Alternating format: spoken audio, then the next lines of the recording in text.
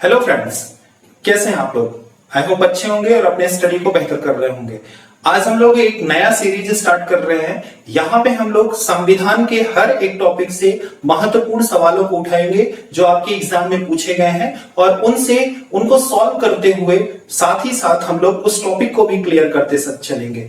यहाँ पे जितने भी महत्वपूर्ण सवाल होंगे वो आपके किसी न किसी परीक्षा में पूछे गए होंगे। मिनिमम 20 क्वेश्चन हर एक टॉपिक से हम यहाँ पे लेंगे। ध्यान रखिएगा, ये बहुत ही अच्छा अप्रोच होता है किसी भी एग्जाम को क्रैक करने का या किसी भी टॉपिक में एक समझ बनाने का। तो यहाँ पे मैंने सारे टॉपिक्स एक लाइन में लिख दिया है। नियर अबाउट 33 टॉपिक्स हैं, मेजर टॉपिक्स। इन सब से हम लोग क्वेश्चंस उठाएंगे, उनको सॉल्व करते हुए हम लोग अपने दिमाग में संविधान की एक समझ बनाएंगे ताकि एग्जाम में आपको ज्यादा समस्याओं का सामना ना करना पड़े। तो चलिए आज उठाते हैं अपना संविधान का एक टॉपिक और देखते हैं उसमें कौन से महत्वपूर्ण सवाल हैं और कैसे उन्हें सॉल्व करना है, किस तरह से उस टॉपिक को क्लियर करना है।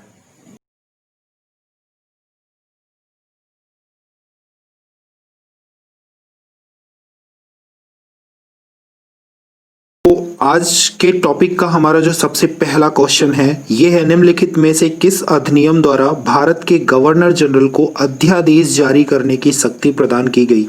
सबसे पहले तो यहाँ पे आपको ध्यान में रखना है कि ये जो गवर्नर जनरल लिखा हुआ है इसे आप वायसराय ही समझ के चलें, ठीक है। इसे आप वायसराय ही समझ के चलेंगे, ठीक है। यहाँ पे आपसे पूछा गया कि उसे अध्यादेश जारी करने की यानी ऑर्डिनेंस लाने की पावर कब दी गई। ऑप्शन है आपका charter act 1833, Indian council act 1861, Indian council act 1892 and 1909। तो ध्यान रखिएगा, भारतीय परिषद अधिनियम जो 1861 है इसी में इसे ऑर्डिनेंस पावर दिया गया। यहाँ पे एक बात और ध्यान रखिएगा, इसी अधिनियम के तहत आपका पोर्टफोलियो सिस्टम लाया गया था। पोर्टफोलियो सिस्टम जो है वो इसी अधिनियम के तहत लाया गया था। ये बात आपको यहाँ पे ध्यान रखनी है। एक्स्ट्रा मैं यहाँ पे जितने भी टॉपिक से कुछ एक्स्ट्रा नॉलेज होगा क्वेश्चन के अलावा वो भी मैं आपको बताता चलूंगा। प्लीज उसे नोट डाउन करते चलिएगा क्योंकि हम लोग यहाँ पे टॉपिक क्लियर कर रहे हैं, क्वेश्चन के साथ साथ टॉपिक भी क्लियर कर रहे हैं। चलिए चलते हैं नेक्स्ट क्वेश्चन की तरफ। नेक्स्ट क्वेश्चन जो हमारा है ये है, रेगुलेटिंग एक्ट कब पारित हुआ था। बहुत ही सिंपल सा है, ये 1773 में रेगुलेटिंग एक्ट जो है वो पारित हुआ था। यहाँ पे ध्यान रखना है ये ब्रिटिश पार्लियामेंट की तरफ से लाया गया फर्स्ट एक्ट है, ठीक है। ये किस लिए लाया गया था, ये ईस्ट इंडिया कंपनी को रेगुलेट करने के लिए लाया गया था। ईस्ट इंडिया कंपनी को रेगुलेट करने के लिए ध्यान रखिएगा। इसी के तहत 1774 में कलकत्ता में एक उच्चतम न्यायालय की स्थापना हुई थी जिसके इलियास इम्पे सबसे पहले क्या थे, चीफ जस्टिस थे। इतनी खास बातें हैं जो आपको याद रखना है इसमें।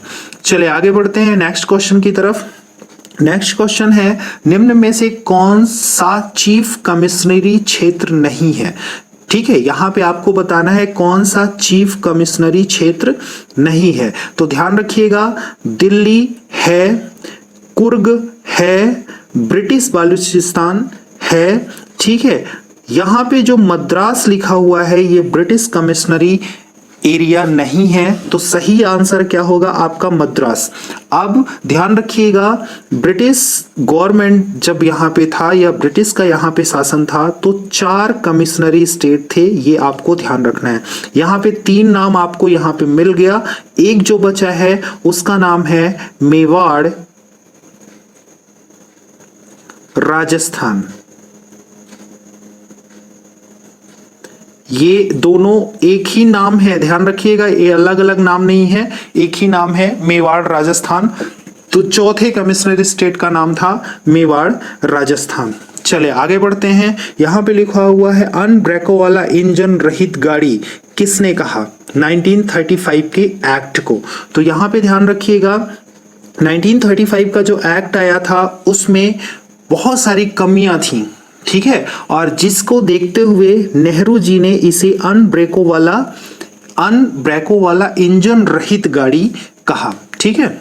आगे बढ़ते हैं। नेक्स्ट हमारा क्वेश्चन है, किसने 1992 में घोषणा की कि भारत का भविष्य भारतीय तैयार करेंगे?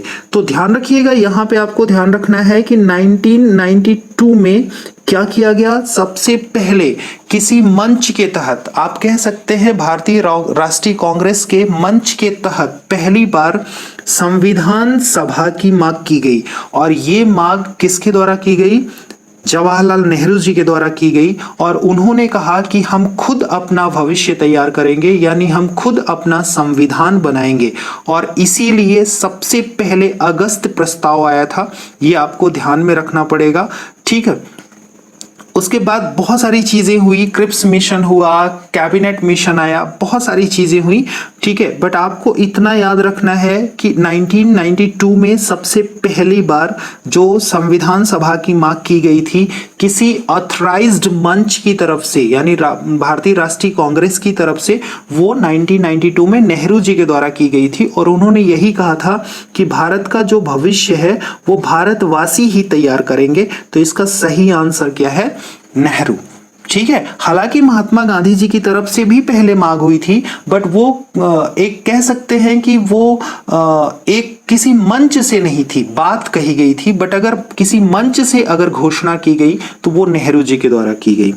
ओके, बढ़ते हैं नेक्स्ट क्वेश्चन की तरफ। किसने कहा कि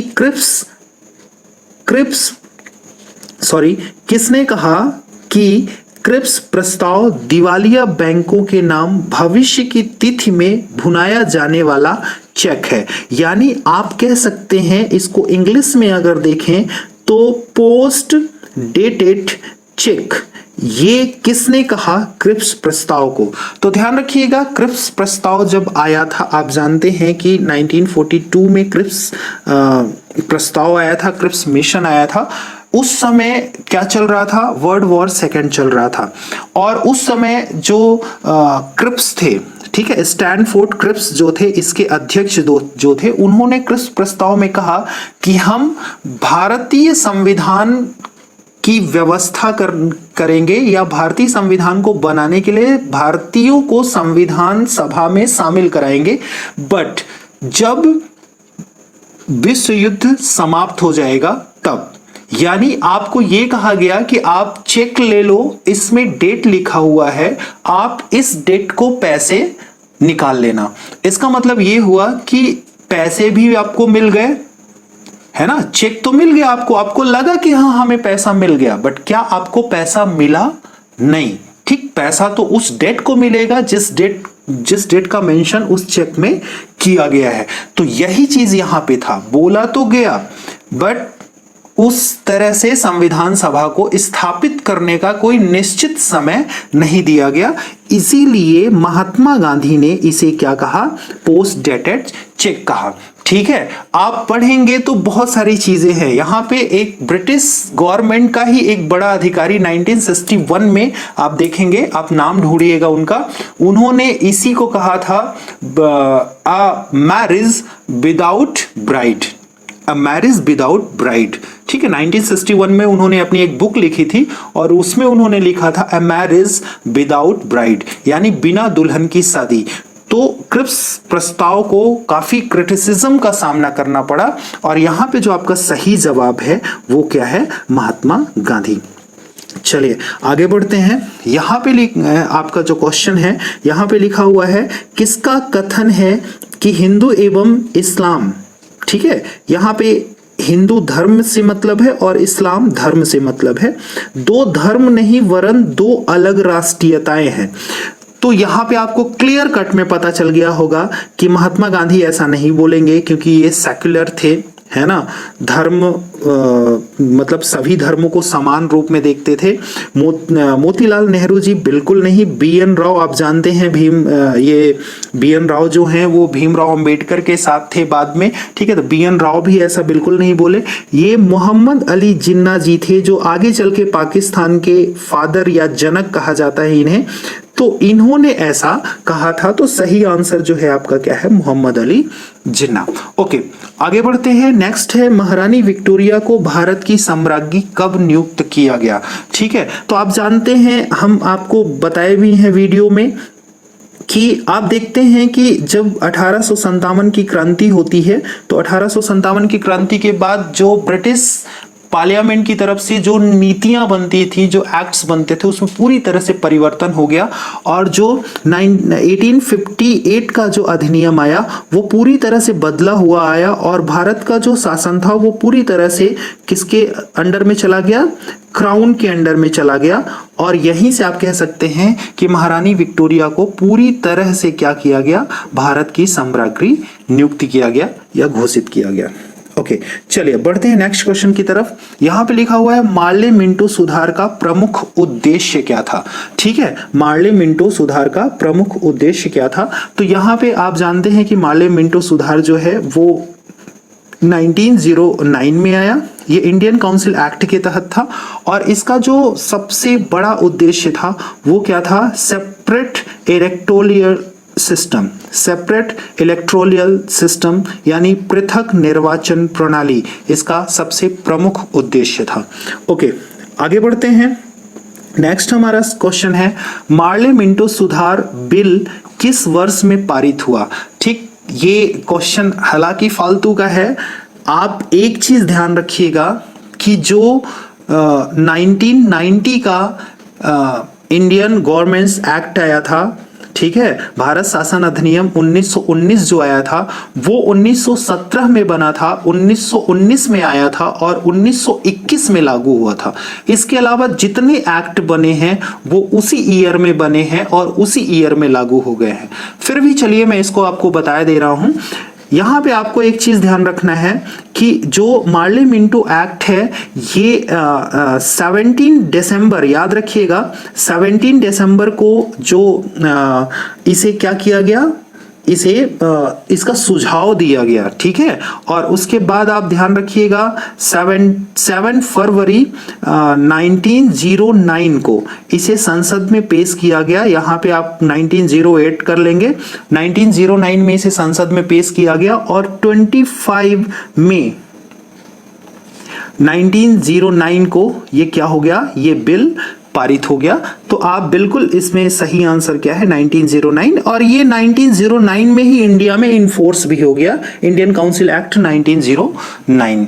ओके, आगे बढ़ते हैं। नेक्स्ट हमारा क्वेश्चन है मुसलमानों के लिए अतिरिक्त निर्वाचन मंडल प्रारंभ करने में किसके द्वारा लाया गया? ये किस द्वारा ये किया गया? तो ध्यान रखिएगा पृथक निर्वाचन प्रणाली जब आई तभी ये निर्वाचक मंडल भी हुआ। तो यहाँ पे भी इसका जो सही आंसर है वो क्या है?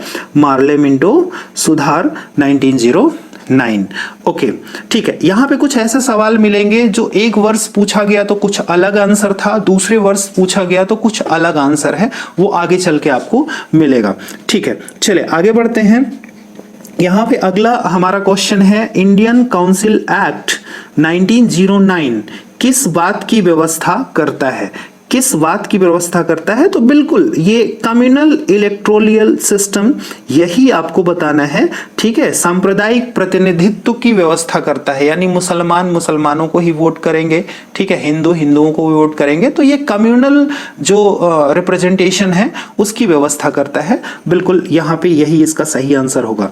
ओके, आगे बढ़ते हैं। नेक्स्ट है मांटेंग चेम्सफोर्ड सुधार के प्रावधानों को बताइए। तो यहाँ पे आपको ध्यान रखना है मांटेंग चेम्सफोर्ड सुधार ये कौन सा है? 1919 है, ठीक है। यानी ये भारतीय शासन अधिनियम 1919 है, इसी को मांटेंग चेम्सफोर्ड सुधार कहा जाता है, ठीक है। ये मैंने आपको बताया कि 1917 में ये बना और फिर 1921 में ये इनफोर्स हो पाया, 1921 में इसे लागू किया गया। तो यहाँ पे आपको ध्यान रखना है कि जो प्रांतों में दोहरे शासन की व्यवस्था है इसे किया गया, ठीक है। इसी में क्या किया गया था? 2 तरह के विषय बनाए गए थे, एक था रिजर्व्ड सब्जेक्ट और एक था ट्रांसफरेबल सब्जेक्ट, ठीक है। तो यहाँ पे आप वीडियो में जाइएगा, वहां देखिएगा, मैं ऊपर लिंक दे रहा हूं, उस वीडियो को आप देखेंगे तो यहाँ पे ये चीजें आपकी क्लियर हो जाएंगी। यानी प्रांतों में प्रांतों की भी स्वायत्तता थी, ठीक है, और क्या थी? केंद्र का भी वहां पे नियंत्रण था, तो यहाँ पे दोहरा शासन व्यवस्था। आप ये भी कह सकते हैं कि इसी में आप कह सकते हैं केंद्र में भी द्वैध शासन प्रणाली इसी अधिनियम के तहत लाई गई थी। ओके, आगे बढ़ते हैं। नेक्स्ट है 1946 का जो कैबिनेट मिशन था, जो कैबिनेट मिशन आया था उसमें 3 मंत्री थे, ठीक है। निम्नलिखित में से कौन सा सदस्य नहीं था? तो बिल्कुल यहाँ पे बहुत अच्छा क्वेश्चन है, तो ध्यान रखिएगा। पैथिक लॉरेंस इसके अध्यक्ष थे, ठीक है, और 2 सदस्य थे, एवी अलेक्जेंडर और सर स्टैनफोर्ड क्रिप्स। यहाँ पे जो लॉर्ड एमरी लिखा हुआ है ये इसका सही आंसर है, क्योंकि यहाँ पूछा है नहीं था, तो ये ना तो इसके सदस्य थे और ना ही अध्यक्ष थे। ठीक है, आगे बढ़ते हैं। नेक्स्ट हमारा क्वेश्चन है कैबिनेट मिशन योजना के विषय में कौन सा सही नहीं है? कैबिनेट मिशन योजना के विषय में कौन सा सही नहीं है? तो आप जानते हैं कैबिनेट मिशन कब आया था, ठीक है। कैबिनेट मिशन 1946 में आया था और इसी के द्वारा हमारे यहाँ क्या हुई, भारतीय संविधान सभा की स्थापना की गई। तो यहाँ पे ध्यान रखिएगा, प्रांतीय सामूहिकरण बिल्कुल था इसमें, भारतीय सदस्यों वाला अंतरिम मंत्रिमंडल बिल्कुल था इसमें, संविधान निर्माण का अधिकार बिल्कुल इसके द्वारा दिया गया, बट पाकिस्तान की स्वीकृति इसमें नहीं थी। तो आपका सही आंसर क्या होगा? पाकिस्तान की स्वीकृति। ओके, आगे बढ़ते हैं। नेक्स्ट क्वेश्चन है हमारा, निम्न में से किस अधिनियम ने केंद्र में द्वैध शासन प्रणाली को स्थापित किया? अभी मैं पीछे बात ही कर रहा था कि 1919 यानी 1919 का जो अधिनियम था उसने क्या किया, केंद्र में द्वैध शासन लागू किया। डायरकी सिस्टम जो था सेंटर में वो 1919 के अधिनियम के तहत ही लागू किया गया। तो इसका सही आंसर बी है, ठीक है। ये थोड़ा सा टाइपिंग मिस्टेक हो गया है, ये टाइपिंग मिस्टेक है। यहाँ पे आप 1991 की जगह पे 1919 रखिएगा, ठीक है। 1991 की जगह पे 1919 रखिएगा। ओके, आगे बढ़ते हैं। नेक्स्ट हमारा क्वेश्चन है, यहां पे लिखा हुआ है संघीय प्रणाली का पहला प्रयास किस अधिनियम के द्वारा किया गया? तो ध्यान रखिएगा, ये पूछ रहा है कि भारत को संघ के रूप में स्थापित करने का प्रयास सबसे पहले किस अधिनियम के तहत किया गया। ध्यान रखिएगा, अगर आपसे ये पूछे कि ब्रिटिश संघ में शामिल होने का प्रयास कब किया गया, तो ये 1919 के अधिनियम में था, जब एक वैधानिक आयोग का निर्माण किया गया। किसके द्वारा? साइमन कमीशन जब आया था, है ना। तो साइमन कमीशन ने बोला था कि भारत को ब्रिटिश संघ में शामिल करना चाहिए, बट भारत को ही एक संघ बनाने का जो प्रयास किया गया ये 1935 के अधिनियम में किया गया। ये यहाँ पे आपको ध्यान रखना है, तो इसका सही आंसर हो जाएगा 1935। ओके, आगे बढ़ते हैं। नेक्स्ट हमारा क्वेश्चन है, यहाँ पे आपसे पूछा गया कि भारत में सचिव का पद किसके द्वारा निर्मित किया गया? तो ध्यान रखिएगा, 1857 की क्रांति के बाद जो 1858 का अधिनियम आया उसमें गवर्नर जनरल को वायसराय बनाया गया और ब्रिटिश पार्लियामेंट का एक मंत्री भारत सचिव के रूप में नियुक्त किया गया, ठीक है। तो यहां पे आपका सही आंसर क्या है? भारतीय सरकार अधिनियम 1858। ओके, चलिए आगे बढ़ते हैं। नेक्स्ट हमारा क्वेश्चन है, किस अधिनियम की प्रमुख विशेषताएं प्रांतीय स्वायत्तता थी? ये आप पहले ही पढ़ चुके हैं, मैंने आपको बताया था, रिजर्व सब्जेक्ट और ट्रांसफरेबल सब्जेक्ट, यानी प्रांतों को भी क्या किया गया, थोड़ा सा अधिकार दिया गया। और ये कब किया गया? 1919 में, ठीक है। ये आप ध्यान रखिएगा। ओके, आगे बढ़ते हैं। नेक्स्ट हमारा क्वेश्चन है, अखिल भारतीय महासंघ स्थापित करने का प्रावधान किस अधिनियम में किया गया?